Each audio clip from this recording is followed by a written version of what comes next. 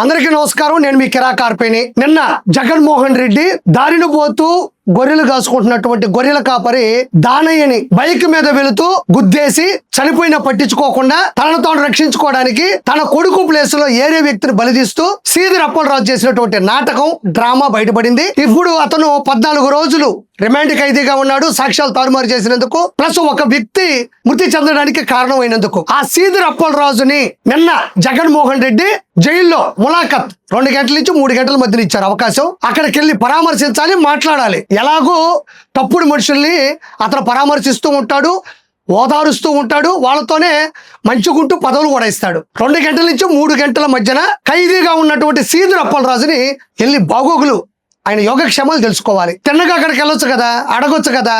బుద్ధున్న వ్యక్తి ఎవరైనా, నీతి న్యాయం ఉన్న ఎవరైనా, అమాయకుడైన దానయ్య లాంటి దిగువ మధ్యతరగతి కుటుంబానికి సంబంధించిన ఒక చిన్న పిల్లాడు ఉన్నటువంటి కుటుంబంలోని దానయ్యని చనిపోవడానికి కారణమైనటువంటి ఓ నిందితుడిని, సాక్ష్యాలు తారుమారు చేసినటువంటి ఒక నిందితుడిని పరామర్శించడానికి వెళ్ళడం అత్యంత దారుణం. అది ఎలాగో జగన్మోహన్ రెడ్డి చేస్తాడు. పరామర్శించడానికి వెళ్ళేటప్పుడు మళ్ళీ శాంతి భద్రతలకి ఆటంకం కలిగించుకుంటూ ప్రజల్ని ఇబ్బంది పెడుతూ ట్రాఫిక్ నిబంధనల్ని ఉల్లంఘిస్తూ ఎంత ఇబ్బంది చేశాడు. నిన్న అక్కడ నుంచి జైలుకి వెళ్లేంత వరకు అడుగడుగున పేటీఎం బ్యాచ్ ని దింపి రకరకాల నియోజకవర్గాల నుంచి డబ్బులు ఇచ్చి వాళ్ళందరినీ దింపి రకరకాలుగా కార్యక్రమాలు చాలా ఇబ్బంది పెడుతూ చేసినటువంటి ఆకృత్యాలు నేను ప్రత్యేకంగా చెప్పనక్కర్లేదు. ఇక్కడ మనం అవమానంగా ఫీల్ అవ్వాల్సింది Amadalavalasa sub inspector of police Pravalika గారిని. ఆవిడ డ్యూటీలో ఉంది, శాంతి భద్రతలకి ఆటంకం కలగకుండా ఆవిడ అక్కడ తిరుగుతూ ఉంది. అక్కడ మహిళల్ని రక్షించాలి, ఆవిడ డ్యూటీ చేయాలి, ఏదైనా ఇబ్బందులు ఉంటే తొలగించాలి. మీకు తెలిసిందే, అన్ని చోట్ల డ్యూటీ చేయడం వేరు.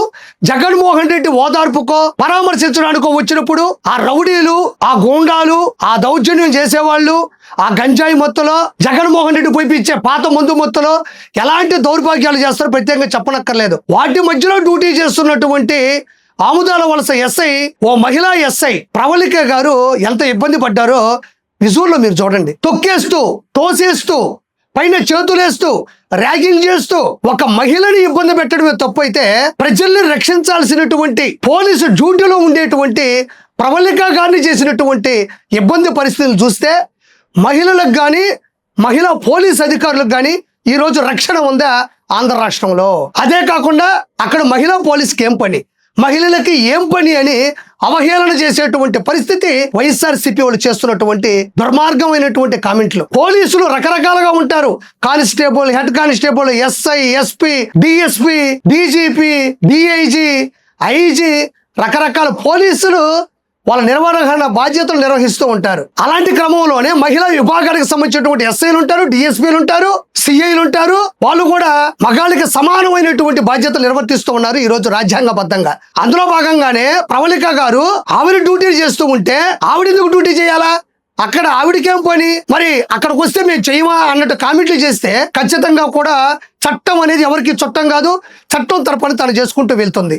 ఇది ప్రత్యేకంగా చెప్పనక్కర్లేదు. అత్యంత జుగుప్సాకరంగా, దుర్మార్గంగా, దుస్తగా, అంటే ఆడ చూస్తే ఎంత దౌర్జన్యం ఉంది, ఎంత దౌర్భాగ్యం ఉంది.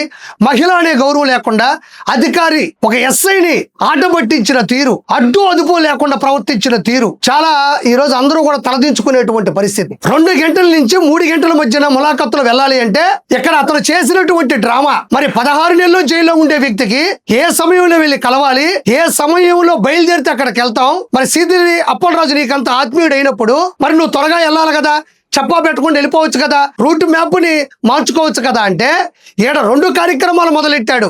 మొదటి కార్యక్రమం ఏంటి అంటే, నేను వెళ్ళాలి అంటే నా అభిమానులు నన్ను ఆపేస్తున్నారు, నాకు జనాల్లో ఇంకా క్రేజ్ తగ్గలేదు, నేను జనాల మనిషిని, జనం అంటే జగన్, జగన్ అంటే జనం అని సాక్షి లైవ్ ప్రసారాల్లో చూపించుకోవాలి. మరి ఆ వచ్చిన వాళ్ళు ఎవరు?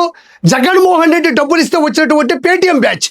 వచ్చిన ఆ 100 మీద మధ్యన టైట్ క్లోజ్ షాట్ కెమెరా పెట్టడం, జనాలు ఇతను నలిపేస్తూ, జనాలు ఇతన్ని ఆపేస్తూ ముందుకు పోనివ్వట్లేదు అని ఒక పాయింట్, ఒక కార్యక్రమం. రెండోది, నేను వీళ్ళ వల్ల, నా అభిమానుల వల్ల నేను తట్టుకోలేకపోవడం, నేను ముందుకు వెళ్ళలేకపోవడం వల్ల నేను టైంకి వెళ్ళలేకపోయాను అనేది 2వ పాయింట్. మరి ఒక వ్యక్తి ఆ రోజుల్లో పరదాలు, పచ్చని చెట్లు కొట్టేసి తాడేపల్లి ప్యాలెస్ లోనే రాజ్యాన్ని సృష్టించినటువంటి ఒక వ్యక్తికి సీదిరి అప్పలరాజుని పర్మనెంట్ గా, అంటే పర్సనల్ గా కలిసేటువంటి విధి లేదా? కాబట్టి ఇక్కడ మనం అర్థం చేసుకోవాల్సింది ఆడవాళ్ల మధ్యన అంటే ఆయన ఎప్పుడు విలువనివ్వడు.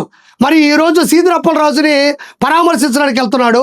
సొంత చెల్లెలు అక్కడ హాస్పిటల్లో బెడ్ మీద పడుకోనుంది. ఆవిడ ఎందుకు పరామర్శించలేదు, ఆవిడ ఎందుకు పట్టించుకోలేదని జనాలు అడుగుతున్నారు. ఒకవైపు దొంగల్ని, దౌర్భాగ్యుల్ని, దౌర్జన్యం చేసే వాళ్ళని, సాక్ష్యాలు తారుమారు చేసే వాళ్ళని కలవడానికి వెళ్తున్నటువంటి జగన్మోహన్ రెడ్డి సొంత చెల్లెల్ని ఎందుకు పరామర్శించలేదు, సొంత చెల్లెల్ని ఎందుకు పట్టించుకోలేదని జనాలు అడుగుతున్నారు. రెండోది, ఒక మహిళ, ఒక అధికారిని ఎంత తీవ్రమైన ఇబ్బంది పెట్టారు. కనీసం ఆడవాళ్ళకి గౌరవించడం చేతకాని జగన్మోహన్ రెడ్డి భవిష్యత్తులో ఇంకా దిగజారిపోతున్నాడని జనాలు ప్రస్తావిస్తున్నారు, నేను కాదు. కాబట్టి ఇదంతా కూడా జనాలు చూసి ఎలాంటి పరిస్థితుల మధ్యన జగన్మోహన్ రెడ్డి దిగజారిపోయాడు తెలుసుకుని 2029లో ఓటుతో సమాధానం చెప్పాలని నేను మనస్ఫూర్తిగా కోరుకుంటూ థ్యాంక్ యూ సో మచ్.